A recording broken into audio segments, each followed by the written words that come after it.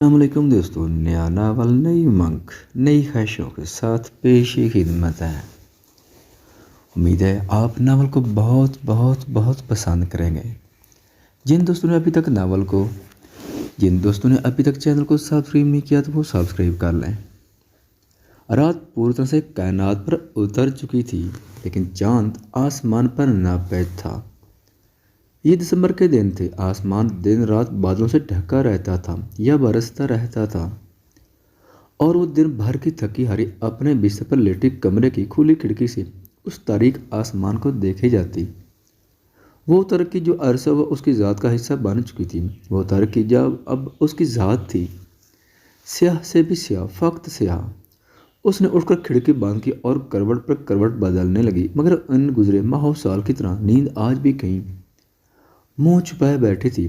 وہ کروٹ کے بل بائیں طرف مڑی تو نظر سامنے صوفے پر سیدھا لیٹے ہاشم پر پڑی۔ اس نے آنکھوں پر بازو رکھا ہوا تھا، لیکن پاؤں کا ہلتا انگوٹھا بتا رہا تھا کہ وہ جاگ رہا ہے، اور نیند تو نوید ہاؤس کے مکینوں سے پچھلے 2 سال سے روٹھی پڑی تھی۔ اس نے پھر سے کروٹ بدلی تو نظر سامنے دیوار پر لگے کیلنڈر پر پڑی۔ آج 26 تاریخ تھی، یعنی دسمبر کی 26۔ ارم کی برسی کو ایک دن رہتا تھا، یعنی کہ سارے سال کی ذلت کا امتحان ایک دن ہونا تھا، اور وہ دن ارم نوید کی برسی کا ہوتا تھا۔ کیلنڈر کے ساتھ دیوار پر ارم اور ہاشم کی دیوار گیر تصویر نصب تھی، جو ہاشم کے لیے تو ایک یاد تھی، لیکن حیا کے لیے تکلیف کا باعث تھی۔ دیکھو ارم، تمہاری محبت بھلا کی طاقتور تھی کہ تم جا کر بھی نہیں گئے۔ تم میری زندگی میں ایسا باب بن گئے ہو جسے نہ زندگی کی کتاب سے پھاڑ سکتی ہوں اور نہ مٹا سکتی ہوں۔ اس کو دل سرگوشی میں جانے کیا کیا کہتا رہا تھا، آرام سے شکوے کرتا رہا، جو محبت کر کے اس پر عذاب نازل کر گیا تھا۔ محبت دعا ہوتی ہے، مگر ارم کی محبت اس کے لیے بد دعا تھی، سزا تھی اور عذاب تھی۔ اس نے پھر سے گردن موڑ کر صوفے پر لیٹے ہاشم کو دیکھا، جو ایک بازو ابھی آنکھوں پر رکھے ہوئے تھا اور دوسرے ہاتھ سے سینے کو ہلکا ہلکا مسل رہا تھا، جیسے اس کی سانس روک رہی ہو، اور سانس روکی ہی تو تھی۔ ہاشم نوید کی جان بسی تھی ارم نوید میں۔ نوید سجاد کے مر جانے کے بعد ارم نوید نے ہاشم نوید کو بھائی سے زیادہ باپ بن کر پالا تھا۔ وہ جننے کی واحد وجہ تھا ہاشم نوید اور اپنی ماں کے لیے، اور وہ وجہ ختم ہوئے 2 سال ہونے کو آئے تھے۔ نیند کی پری جب اس پر مہربان نہ ہوئی تو وہ اٹھ کر بیڈ کراؤن سے ٹیک لگا کر بیٹھ گئی۔ نظریں اسی تصویر پر تھیں جس میں وہ دونوں بھائی مسکرا رہے تھے، خوش تھے، اور وہ تصویر زندگی سے بھرپور تھی۔ اسے ان 2 سالوں میں ہر روز اپنی غلطی کا احساس ہوا۔ اس نے ہر دن خود کو کوسا کہ اچھا ہوتا اگر وہ کبھی پاکستان آئی ہی نہ ہوتی، لیکن بابا کی ایموشنل بلیک میلنگ کی وجہ چلی آئی تھی۔ ہاشم، مجھے پیاس لگی ہے۔ اس نے لیٹے ہوئے ہاشم کی طرف دیکھا تھا۔ یہ نہیں تھا کہ وہ اکیلے ڈر رہی تھی، ہاں یہ تھا کہ وہ پہلے کی طرح اب بھی ہاشم پر دھونس جماتی تھی، اور بدلے میں وہ چپ رہتا تھا، اور اس کی آنکھیں سب بول دیتی تھیں، نفرت کی ہر ایک کہانی۔ ہاشم نے بازو آنکھوں سے ہٹایا اور بنا اس کی طرف دیکھے اس بات میں سر ہلاتا باہر نکل گیا۔ اس نے ہاشم کو جاتے ہوئے دیکھا، جو کل ہی نوکری سے واپس آیا تھا۔ اس کی نوکری اسلام آباد میں تھی، اور وہ اب بس ارم کی برسی پر آیا کرتا تھا۔ ماں کی یاد آتی تو فون پر بات کر لیتا، 1-2 ہفتے کے لیے بلا لیتا، اور باقی بچی تو وہ حیا تو وہ کسی گنتی میں نہیں تھی۔ وہ اپنی ماں کی طرح اسے ذلیل نہیں کرتا تھا، لیکن وہ اسے عزت بھی نہیں دیتا تھا جو کہ بطور کزن وہ اسے پہلے دیا کرتا تھا، تب جب وہ حیا کا بیسٹ فرینڈ ہوا کرتا تھا، اور حیا اس سے ہر بات شیئر کر لیتی تھی۔ وہ حیا سے عمر میں 2 سال چھوٹی تھی، لیکن ایک اچھا دوست تھا، اور وہ دوستی جب زبردستی کے رشتے میں بندھی تو نفرت بن گئی۔ اس نے پانی لا کر حیا کو دیا اور خود واپس صوفے پر لیٹ گیا۔ حیا بھی پانی پی کر چپ چاپ لیٹ گئی تھی، اور ساری رات کروٹیں بدلتے ہی گزری تھی۔ ملنا تھا اتفاق، اور بچھڑنا نصیب تھا۔ وہ اتنی دور ہو گیا جتنا قریب تھا۔ پھر میں اس کو دیکھنے کو ترستا ہی رہ گیا محسن۔ ارے جس شخص کی ہتھیلی پر میرا نصیب تھا، گھر کا سارا راشن ختم تھا، اور کل ارم کی برسی بھی تھی۔ برسی کے لیے سارے لوازمات ہاشم نے ہی لانے تھے، مگر گھر کا سودا سلاف وہی لاتی تھی، شائستہ بیگم، ہاشم اور ارم کی ماں۔ घर बैठ का काम उसी से करवाती थी। हैशम घर पर होता नहीं था और हम भी था नहीं। जिम्मेदारी हया के कंधों पर थी। आज स्टोर से सामान लेकर वो अब एक सब्जी के रेट पर खड़ी सब्जियां परख रही थी। शुरू शुरू में वो बाजार आते तो सामान खरीदते, भाव ताव करते, रो पड़ती। वो जिसे सब्जियों के नाम तक नहीं पता थे, अब कीमतें भी हिफ्ज हो गई थी।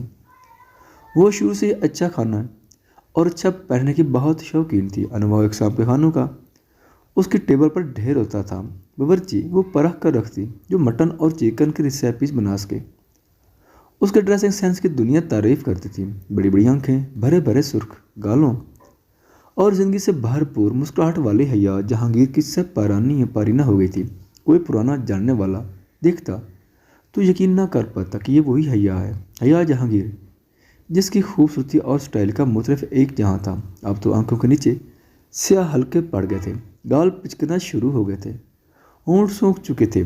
आला ड्रेसिंग सेंस वाली हया जहांगीर अब साल के 11 महीने सफ़ेद कपड़ों में होती थी। वो सफ़ेद कपड़े जो अब सीधा होकर फटने के करीब थे, वो बाल जिनका वो हर महीने ट्रीटमेंट करवाती थी, अब बरसा हुआ रूखे फीके हो चुके थे और हर वक्त मजबूत चोटी में बंधे रहते थे। परियों सी हया जहांगीर अब आम से घराने की आम सी औरत थी।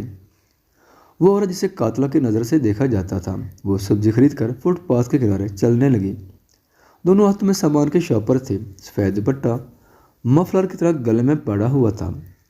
वो नजरें झुकाए पाँव घसीटते चल रही थी जब उसके पास सुर्ख रंग की कार आकर रुकी और फिर कार से 3 पीस सूट में गॉगल्स पहने एक खूबरू सा मर्द बाहर निकला और अगले सेकंड में उसके रूबरू था। हया ने निगाहें उठाकर देखा और सामने मौजूद शख्स को देखकर वो ठहर ही तो गई थी।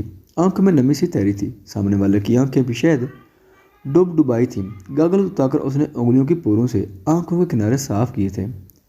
आंखें मेजते हया ने नमी को अंदर धकेला था। होंठ चबाते वो इधर उधर देखने लगी कि वो अब दानिस्ता भी उस शख्स को देखती तो रेत की मानद बिखर कर रह जाती। वो शख्स जिसे उस आखिरी दिन के बाद आज पहली बार देखा था, वो आखिरी दिन जो रुखसी से एक दिन पहले का था, वो दिन जिस दिन वो रो पड़ा था, वो दिन जब दोनों की 5 साल मोहब्बत के रास्ते जुदा हुए थे। कैसी भैया? ये रस्मी सा सवाल बस बात का आगाज़ था, वरना वो जानता था सामने खड़ी लड़की ठीक नहीं है। अच्छी हूँ, उसने लहजे को मुस्तहकम रखना चाहता, मगर हाय अफसोस एक आंसू उसके ज़ब्त की तौहीन कर गया। मैं तुम्हें घर छोड़ देता हूँ। उसने सामान की तरफ हाथ बढ़ाया था। हया ने फ़ौरन हाथ पीछे किए। वो अपनी जिम्मेदारियाँ खुद निभाना चाहती थी। वो अपने किए की सज़ा खुद भुगतना चाहती थी। मैं तुम्हें याद करता हूँ हया, बहुत याद करता हूँ। बाद हलियाँ उड़े उस शख्स की आवाज़ में ओस उतरने लगी थी। वो सर झटक कर मुस्कुराई और मुझे अपना माजी याद करने की फुर्सत नहीं मिलती। इसने सच बोला था, अगरचे सच तलवार था जो सुनने वालों को काट डालता था। दोनों के दरमियान कितनी देर तक खामोशी छाई रही थी। उस खामोशी को मोटरसाइकिल की बेहंगम आवाज़ ने तोड़ा था। हया ने रुख मोड़ कर देखा। वो मोटरसाइकिल का सवार हाशिम नवीद था जिसकी आंखों से शरारे निकल रहे थे। हया ने एक गहरा सांस खारिज किया। अच्छे दोस्त को शुहर नहीं होना चाहिए क्योंकि वो आपके माजी से वाकिफ़ होता है और एक शुहर बीवी का माजी फरामोश नहीं कर सकता। हाशिम नवीद जानता था हया जहांगीर उमर सुल्तान से मोहब्बत करती है और आज दोनों को यूं सरे राह एक दूसरे के रूबरू खड़े देखकर वो गुस्से से बल खाकर रह गया था। उमर सुल्तान को नज़रअंदाज करता उसने बाइक से उतरकर उसने हया से शाबाश पकड़े और बाइक पर रख दिए। हया पीछे बैठी तो वह बाइक भगाता हुआ ले गया और पीछे खड़ा मुसाफिर उसे जाता देखता रहा। वो मुसाफिर जो ठिकाने तलाश कर रहा था और ठिकाना भी हया जहांगीर की ज़िंदगी में। मोटरसाइकिल तेज़ रफ्तारी से सड़क पर भाग रही थी, इतनी तेज़ कि उसे अपने गले से उड़ते दुपट्टे को दोनों हाथों से पकड़ना पड़ा। बाइक सड़क से होती हुई कच्ची सड़क पर उतरी और फिर गली में दाखिल होकर आसमानी रंग के गेट के सामने रुक गई। हया ने उतरकर शाबाश पकड़ने चाहे तो हाशिम ने सख्ती से उसे अंदर जाने का कह दिया तो वो अंदर चली गई। हाशिम ने मोटरसाइकिल गेट से अंदर करके गेट बंद किया और सामान के सारे शाबाश लाकर किचन में रखे। इस वक्त दिन के 11 बज रहे थे और शाइस्ता बेगम इस वक्त सोई हुई थी। वो वापस सीधा अपने कमरे में जहाँ हया वाशरूम से मुंह धोकर निकल रही थी। बेड पर पड़े दुपट्टे से उसने अपना मुंह पूंछा। پھوپھو سوئی ہوئی ہیں، تم نے ناشتہ نہیں کیا ہوگا، میں ناشتہ بناتی ہوں۔ اس کے ہر انداز سے بے نیازی جھلک رہی تھی، جیسے کچھ دیر پہلے جو ہیشم نے اسے اس کے محبوب کے ساتھ دیکھا وہ کچھ مان ہی نہ رکھتا تھا۔ ہیشم نے اس کی کلائی پکڑ کر اسے اپنے روبرو کیا تھا۔ حیا تو اس کی حرکت پر حیران ہوئی تھی کہ شادی کے ان 2 سالوں میں ایسا نہیں ہوا تھا کہ وہ ضرورت سے زیادہ اس سے بات کرتا، حتیٰ کہ ہاتھ پکڑتا۔ کیا کر رہا تھا وہ تمہارے ساتھ؟ اس کے اندر کا مرد جاگا تھا، وہ مرد جو ایک شوہر تھا، جو کبھی حیا کا بہترین دوست تھا، جو حیا کی محبت کی داستان سے الف سے یہ تک واقف تھا۔ کیسے بات کر رہے ہو تم ہیشم؟ حیا نے اپنی کلائی چھڑانے چاہی، مگر ہیشم کی گرفت مضبوط تھی۔ اس کی کوشش بس کوشش ہی رہ گئی۔ وہ شخص اور تم ایک ساتھ کیوں کرتے؟ وہ دبا دبا سا چیخا تھا کہ وہ چھوٹا سا گھر تھا جہاں سرگوشی بھی دوسرے کمرے تک جاتی تھی، اور وہ اپنی ماں کو ڈسٹرب نہیں کرنا چاہتا تھا۔ تم کون ہوتے ہو مجھ سے یہ پوچھنے والے؟ اب کہ وہ بھی گرائی تھی۔ ہیشم کی نگاہوں سے شعلے نکلنے لگے۔ تمہارا شوہر ہوں حیا بی بی۔ واہ، ان 2 سالوں میں مجھے تمہاری ماں نے اپنے لہجے اور تم نے اپنی آگ اگلتی آنکھوں سے مجھے فقط ایک ہی بات بتائی ہے کہ میں ایک قاتلہ ہوں، میں ارم نوید کی قاتلہ ہوں، میں اس گھر کی نوکرانی ہوں۔ تو آج تمہیں یہ کیوں کر یاد ہے کہ میں تمہاری بیوی ہوں؟ تمہیں یاد ہے میں تمہاری بیوی ہوں؟ ہیشم کی گرفت ڈھیلی پڑی تھی، اس نے بے اختیار نگاہیں چرائی تھیں۔ حیا نے اس کا گریبان پکڑ کر اس کا رخ اپنی طرف کیا۔ اگر میں تمہاری بیوی ہوں تو مجھ پر وہ سوگ فرض کیوں کیا گیا جو ایک بیوہ پر ہوتا ہے؟ میں اگر تمہاری بیوی ہوں تو میں ارم کی بیوہ کی طرح 2 سالوں سے سوگ میں کیوں؟ میں تمہاری بیوی ہو کر ایک بیوہ کسی زندگی پچھلے 2 سال سے گزار رہی ہوں۔ اگر میں تمہاری محرم ہوں تو ایک نامحرم کا سوگ مجھ پر کیوں کر لازم ہے؟ میں اگر شادی شدہ ہوں تو میری زندگی سیاہ اور سفید میں کیوں کر قید ہے؟ اس کا گریبان پکڑتے وہ ان 2 سالوں میں آج پہلی بار چکی تھی جو اس پر گزر رہی ہے۔ وہ بولی تھی، پر آپ پر یہ سوگ آپ کی غلطی کی پاداش میں آپ پر فرض کیا گیا۔ ماں آپ کے گناہ کی سزا جو آپ کو سیاہ اور سفید کے چکر میں قید کر دیا گیا تھا۔ آپ نے بھائی کو نہ مارا ہوتا تھا تو آج صاحب کی زندگی مختلف ہوتی۔ اس کی آنکھوں میں نمی تیرنے لگی۔ وہ کیا کرتا؟ وہ اپنے بھائی کو بھولتا ہی نہیں تھا۔ وہ بھائی جو کبھی باپ سا اچھا لگتا تھا اور کبھی دوست سچا لگتا تھا۔ میں نے نہیں مارا ارم، تم سمجھتے کیوں نہیں ہو؟ مجھے کیوں ایک ایسی غلطی کی سزا دے رہے ہو جو میں نے نہیں کی؟ میری زندگی اپنے مرے ہوئے بھائی کے بدلے کیوں تباہ کر رہے ہو تم؟ وہ چلا اٹھی تھی، اتنا تیز کہ شائستہ بیگم بھی ہٹ بڑھا کر اٹھ بیٹھی۔ ہیشم صوفے پر ڈھہ گیا۔ حیا کی آنکھ سے ایک قطرہ، فقط ایک قطرہ پانی نکلا تھا۔ وہ آج عمر سلطان کو دیکھ کر آئی تھی۔ وہ آج اپنے محبوب کو دیکھ کر آئی تھی۔ وہ عمر سلطان جسے 5 سال بلا نکاح اس نے محبت کی تھی، اور اس محبت کا رازدار ہیشم تھا۔ وہ ہر بات ہیشم کو بتاتی تھی، وہ ہر محبت نامہ ہیشم کو دکھاتی تھی، اور آج وہ محبت اس سے چند قدم کے فاصلے پر بھی بڑی دوری پر تھی۔ کیوں چلا رہی ہے یہ منحوس لڑکی؟ شائستہ بیگم نہایت غصے سے کمرے میں داخل ہوئی۔ انہیں حیا کا بولنا، چیخنا، حتیٰ کہ اس کی شکل سے بھی نفرت تھی۔ وہ جب بات کرتی تو حیا کے لیے حقارت ہی حقارت ہوتی تھی۔ کچھ نہیں ہوا اماں، چلے اماں آپ۔ ہیشم شائستہ بیگم کو لیے باہر چلا گیا، اور اس کی نگاہیں پلٹ کر کمرے میں آویزاں اس فوٹو فریم تک گئیں جس میں وہ تھا، جس میں ارم نوید تھا۔ وہ ارم نوید جو مر کر اس کی زندگی عذاب کر گیا۔ کہتے ہیں مرے ہوئے سے نفرت نہیں کرتے، لیکن اس وقت اس پل حیا جہانگیر نے ارم نوید سے شدت سے نفرت کی تھی۔ اس کی آنکھیں صحرا تھیں تو چہرہ پتھریلا۔ جذبات ان 2 سالوں میں اس کے اندر سے کہیں رخصت ہو گئے تھے، اور یہ تب ہوا جب وہ رخصت ہو کر اس گھر میں آئی تھی۔ وہ دن جو لڑکیوں کے اندر زندگی جگاتا ہے، اس دن زندگی اس کے وجود میں مر گئی تھی، اور زندگی کو اس کے اندر مرے 2 سال ہو گئے۔ وہ الماری کے پٹ کھولے خالی خالی نظروں سے ان 2 رنگوں کو دیکھ رہی تھی جن کے گرد پچھلے 2 سال سے اس کی زندگی گھوم رہی تھی۔ وہ 2 رنگ سیاہ اور سفید تھے۔ سفید رنگ جو اس کی زندگی کو بے رنگ کر کے اس پر مسلط کیا گیا تھا، سیاہ جو سوگ کی علامت تھا، وہ سوگ جو کرنا اس پر فرض تھا۔ اس نے سیاہ لباس نکلا اور پہن لیا، بالوں کی چوٹی باندھ کر دوپٹے کو اچھے سے سر پر لیا، اور ڈریسنگ ٹیبل کی دراز سے سیاہ رنگ کی ڈائری نکالی۔ اس کی زندگی میں موجود ہر شے اب سیاہ ہی تو تھی، اور بقول ہیشم نوید کی وہ دل کی بھی سیاہ تھی۔ 28/12/2016 ارم نوید کی جدائی کا دن۔ 2 سال گزر گئے تھے اس قیامت سے مشابہت رکھتے اس دن کو جو حیا کی زندگی میں بھی طوفان لایا تھا۔ اس نے پین نکلا اور آج کی تاریخ نوٹ کی۔ کمرے کا دروازہ کھلا اس نے پلٹ کر نہیں دیکھا کیونکہ جانتی تھی آنے والا ہیشم نوید ہے، وہ بھی سیاہ لباس زیب تن کیے ہوئے تھا کیونکہ آج سوگ کا دن تھا نوید ہاؤس میں۔ 28 دسمبر سوگ کا دن تھا کیونکہ اس نے ارحم نوید مرا تھا اور ساتھ حیا جہانگیر کی سانسیں بھی چھین گیا تھا۔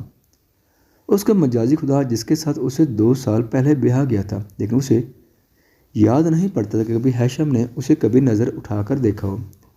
وہ تو 2 دن کی دلہن کو چھوڑ کر گیا، ان 2 سالوں میں دوسری بار آیا، اور حیا کو بھی دلچسپی نہیں تھی کہ وہ اسے دیکھتا ہے یا نہیں، لیکن اپنے بے وقتی پر تکلیف ہوتی تھی، شدید تکلیف۔ ہیشم اس کلموہی قاتلہ کو بول باہر دفع ہو۔ یہ آواز ہیشم کی ماں کی تھی۔ حیا کے لیے دنیا جہاں کی نفرت اس چھوٹے سے گھر کے مکینوں میں کوٹ کوٹ کر بھری ہوئی تھی، اور کیوں کرنا ہوتی، وہ قاتلہ تھی اس گھر کے لاڈلے سپوت ارحم نوید کی۔ حیا نے ڈری بند کر کے دروازے میں ڈالی اور روٹین کے مطابق ذلیل ہونے باہر چلی گئی۔ ہیشم نے پلٹ کر اسے جاتے ہوئے دیکھا، لیکن ان آنکھوں میں دیکھنے جیسے کچھ نہیں تھا۔ ان آنکھوں میں ایسا کچھ تھا کہ اگر بس میں ہوتا تو وہ حیا جہانگیر کا قتل کر ڈالتا، وہ حیا جہانگیر جو معاشرے میں حیا ہیشم نوید کہلاتی تھی۔ ہیشم نے انگلیوں کی پوروں سے بے اختیار کانپٹی کو سلایا تھا، وہ خود شدید مشکل میں تھا۔ یہ جو ایک فیصلہ گلے کا توق بن گیا تھا، وہ یہ فیصلہ کبھی بھی نہیں کرنا چاہتا تھا، مگر ماں کے مجبور کرنے پر اس نے حیا سے شادی کر لی تھی، اور وہ تب حیران ہوا تھا کہ اتنا کچھ ہونے کے بعد بھی ماں حیا کو بہو بنانا چاہ رہی، لیکن نہیں، وہ تو اسے تکلیف دینا چاہتی تھی۔ وہ بہو نہیں نکرانے چاہتی تھی، ایسی سوگ زدہ نکرانے جسے وہ ہر پر اور پال پل اذیت دیں۔ اور پہلی اذیت کی شروعات شادی سے تھی، کیونکہ عمر سلطان اتنی پاور رکھتا تھا کہ وہ کچھ بھی کر کے حیا جہانگیر کو ارحم نوید کے مرڈر کیس سے باہر نکال دیتا، اور پھر وہ اور حیا ایک اچھی زندگی جیتے جو کبھی بھی قابل قبول نہیں تھی۔ ہیشم چلتا ہوا فریم تک آیا، وہ فریم جس میں ماضی مسکراتا تھا، خشکی نوید سناتا تھا اور زندگی سے بھرپور گیت گاتا تھا، اور اس سکون بھرے ماضی میں پتھر تب پڑا جب حیا جہانگیر پاکستان آئی تھی۔ وہ حیا جہانگیر جس سے ارحم نوید نے بے تحاشا محبت کی تھی، اتنی محبت کہ اس محبت نے پھر اس کی جان لے لی۔ دیکھو بھائی کیا کیا ہو رہا ہے، اور اس ہونے میں آپ کو ہونا چاہیے تھا۔ وہ کہتی ہے اس کا کوئی قصور نہیں، لیکن میں کہتا ہوں سارا قصور اسی کا تو ہے۔ سارا قصور حیا جہانگیر کا ہے، جس کی محبت نے ایک شخص کو مار دیا، اور کل ایک شخص زندہ لاش بنا راستے میں کھڑا تھا اور بچا میں نے تو کبھی اسے حاصل کرنے کے لیے تو اسے محبت کی ہی نہیں۔ وہ تصویر پر ہاتھ پھرتا سرگوشیاں کر رہا تھا، وہ سرگوشیاں جو وہ 2 سال سے اپنے مرے ہوئے بھائی سے کر رہا تھا۔ ارحم نوید کی برسی کا دن گزر چکا تھا، 28 دسمبر گزر چکا تھا، اور اب نیا سال آنے والا تھا۔ وہ نیا سال جو نوید ہاؤس کے مکینوں کے لیے صرف 2 سال پہلے تب آنے والا تھا جب ارحم نوید زندہ تھا، موجود تھا۔ ان سب میں اس چھوٹے سے گھر میں خوشیاں اچھلتی کودتی تھیں۔ نوید صاحب کی وفات تب ہوئی جب ارحم کالج میں تھا، اور پھر باپ کے بعد اس پر ذمہ داریاں پڑ گئیں۔ ہیشم چھوٹا تھا، ابھی 8ویں کلاس میں تھا۔ وہ ارحم نے کالج چھوڑ دیا اور چھوٹی موٹی نوکری کرنے لگا، جس سے وہ اپنا اور ماں کا پیٹ پال لیتا تھا۔ ساتھ ساتھ اس نے پڑھائی بھی جاری رکھی، مگر ذمہ داریوں میں ڈوبے ہر انسان کی طرح معمولی نمبروں سے پاس ہوتا تھا، اور پھر وقت کچھ اس پر مہربان ہوا تو اس کو گورنمنٹ جاب مل گئی۔ گھر کے حالات پہلے سے قدرے بہتر ہو گئے۔ پہلی تنخواہ پر گھر میں قرآن خوانی کروائی گئی، رشتہ داروں کو بلایا گیا، اور وہیں پہلی بار حیا جہانگیر آئی۔ وہ ارحم کے ماموں کی بیٹی تھی جو عرصہ دراز سے ملک سے باہر مقیم تھی، اور وہ پہلی بار کا آنا ارحم جہانگیر کے دل میں اٹک کر رہ گیا۔ حیا دوستانہ طبیعت کی مالک تھی، برعکس اپنی چھوٹی بہن کشمالہ کے۔ بہت جلد وہ نوید ہاؤس کے مکینوں کے ساتھ اٹیچ ہو گئی، اور سب سے زیادہ دوستی اس کی ہیشم سے ہوئی تھی۔ ہیشم ان دنوں گریجویشن کر رہا تھا، وہ حیا کا بیسٹ فرینڈ بن گیا، اور پھر حیا اسے اپنی محبت کی طویل داستانیں سنانے لگی۔ وہ داستان جس میں ایک شہزادہ تھا عمر سلطان اور شہزادی تھی حیا جہانگیر، اپنی محبت کی داستان سا پہلا صفحہ سناتے وہ بہت خوش تھی۔ اور اس دن ہیشم نوید نے خود کو خوش فہمیوں کے جال سے باہر نکالا کہ حیا جہانگیر اس سے بھلا کیسے محبت کر سکتی ہے، کہاں عمر سلطان سا شہزادہ اور کہاں وہ ایک عام سا شخص۔ اس دن کے بعد ہیشم نوید نے حیا جہانگیر سے بس محبت کی، لیکن کبھی اسے اپنانے کا نہ سوچا۔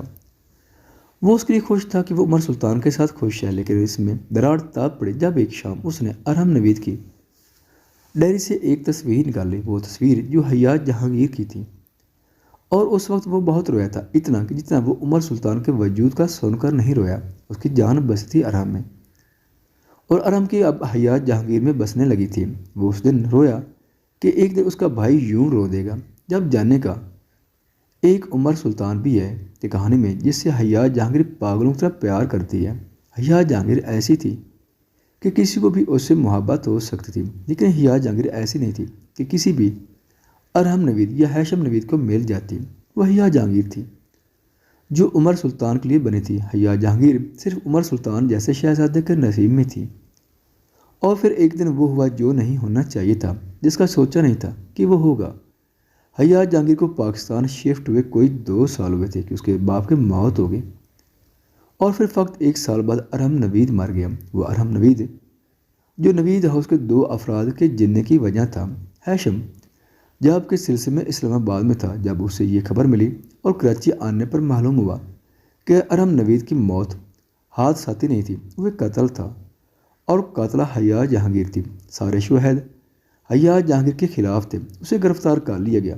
عمر سلطان نے ایڑی چوٹی کا زور لگایا حیات کو بچانے کے لیے، اور قریب تھا کہ وہ حیات کو اس کیس سے دودھ میں سے مکھی کی طرح نکال لیتا۔ شائستہ بیگم نے صلح کر لی، وہ صلح جو قید کی شروعات تھی، وہ صلح جس کے دستخط ہیشم نوید اور حیات جہانگیر کے نکاح کے دستخط کے ساتھ تھے۔